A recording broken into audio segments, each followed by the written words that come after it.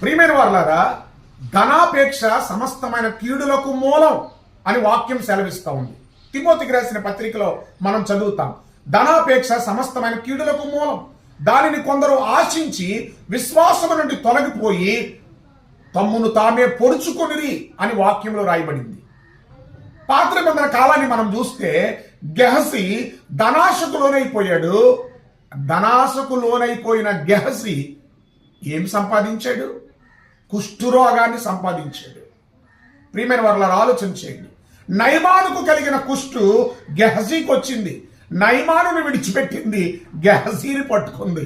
ప్రియమైన వారలారా, నేనంటాను, ధనాపేక్ష సమస్తమైన కీడులకు మూలం. అననీయ సపీరాలు కొత్త నిబంధన కాలానికి చెందిన వారు మాత్రం ఏమి సంపాదించారు? ధనాపేక్ష కలిగిన వారై మరణాన్ని సంపాదించారు. కనుక ధనం విషయంలో జాగ్రత్తగా ఉండండి.